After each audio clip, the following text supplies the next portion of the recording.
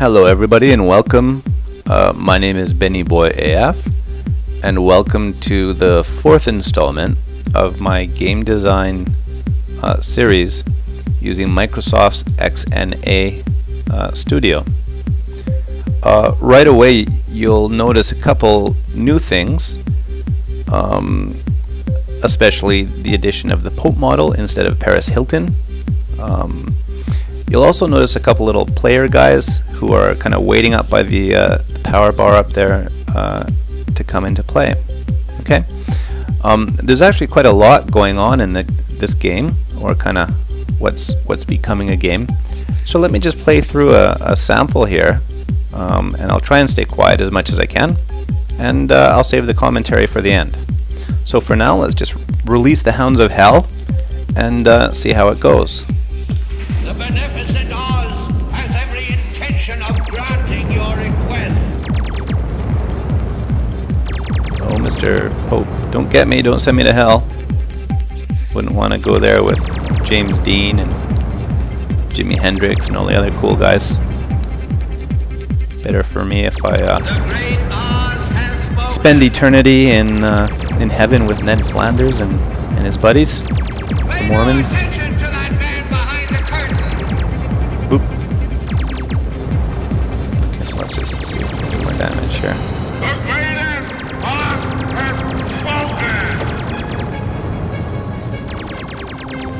Uh-oh, it's getting angry.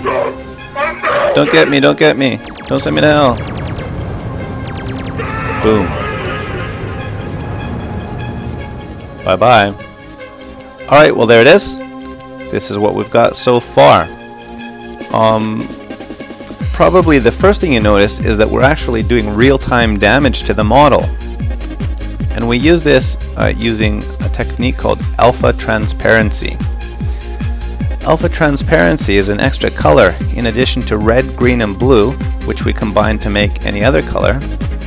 Alpha transparency controls how much of the colors are painted to the screen and the degree to which they're invisible. So if you have a high alpha value, the entire color is printed to the screen. If you have a low alpha value, not much of the color, pixel color in a model is displayed on the screen. And if you have zero alpha value, you have total alpha transparency. That means whatever color is on the model will not get printed to the screen. This is very useful. And I've used this to simulate damage to the Pope texture there. Actually, the colors are always there all the time. It's just that you don't see them because they are made to be invisible. How I do that is I make a secondary kind of graphics memory buffer called a render target. And then you paint your Pope texture onto that target.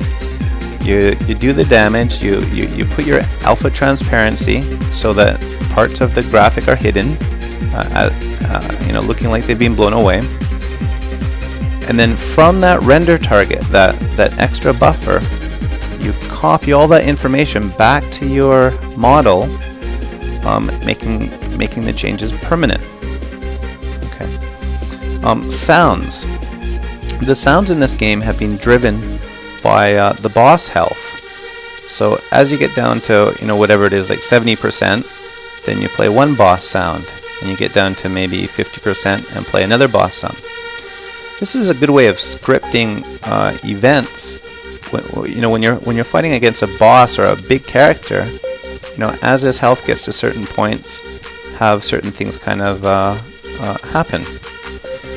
As for the actual sounds themselves, I've used Adobe, I think it's called Sound Booth, to edit my sounds. But there's a very good free program called Audacity. Check it out if you want to make some cool sounds. XNA Studio uses a thing called Exact to manage sounds. And I now know what Exact means. It means cross-platform, that's the X, audio creation tool. The cross-platform means that I can take my sounds and it will work in Xbox.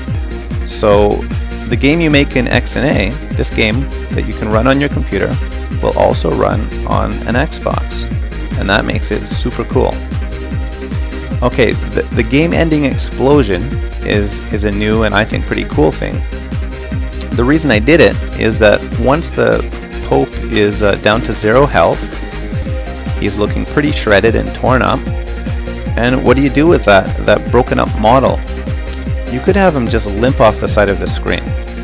But I decided to go for the magician's trick and cover him with a big flood of explosions and let him slip away, let the model disappear while the screen is covered in explosions. How I made the explosions, and they're random, is I made a bunch of invisible bullets starting at random locations around the model, and then I sent them right toward the middle of the model. So you can't see them, but they still interact with the model's pixels, and when they find a pixel that isn't, that has some alpha value, that is that it's displayed on the screen, it causes an explosion. Okay, so we've got alpha transparency for damage. We have random texturing and random items creating more realism.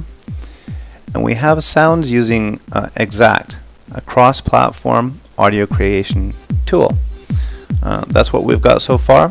It's still not really a game because there's no way to die. First of all, you might have noticed that I actually drove right through the Pope a couple times, and also there's no way to know how well you're doing.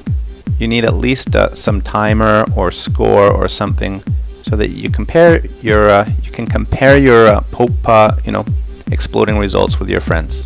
Okay, so in the next installment, I'll try and get down to an actual playable game that has specific goals that you can attempt to to achieve.